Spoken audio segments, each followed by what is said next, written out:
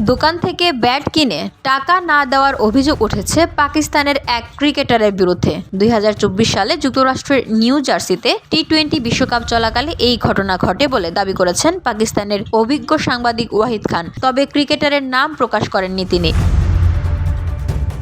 নিজের এক্স হ্যান্ডেলে দেওয়া এক পোস্টে ওয়াহিদ খান লিখেছেন, গত বছর টি-20 বিশ্বকাপের সময় পাকিস্তানের এক জনপ্রিয় ক্রিকেটার নিউ জার্সির একটি দোকান থেকে 3টি ব্যাট কেনেন। দোকানের মালিক নিউ ইয়র্কে গিয়ে সেই ব্যাট পৌঁছে দিয়েছিলেন। তবে তিনি এখনও ব্যাটের মূল্য পরিশোধের অপেক্ষায় আছেন এবং সেই ক্রিকেটার তার ফোন কলে সাড়া দিচ্ছেন না। এমন বিব্রতকর অভিযোগ তোলা ওই সাংবাদিক একটি বেসরকারি টিভি চ্যানেলে কর্মরত বলে উল্লেখ করেছে পাকিস্তানি সংবাদ মাধ্যম দ্য এক্সপ্রেস ট্রিবিউন।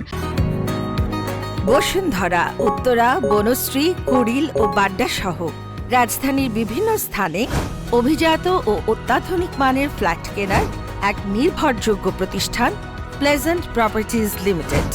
তাই আপনার স্বপ্নের আবাসনের জন্য আজই যোগাযোগ করুন।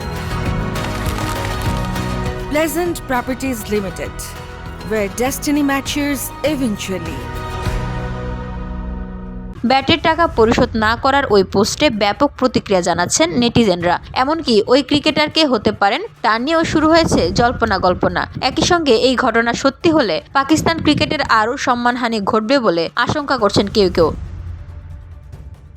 যুক্তরাষ্ট্র ও ওয়েস্ট ইন্ডিজে অনুষ্ঠিত ২০২৪ টি-20 বিশ্বকাপে ভরাডুবি হয়েছিল পাকিস্তানের। গ্রুপ পর্ব থেকেই বিদায় নিয়েছিল তারা।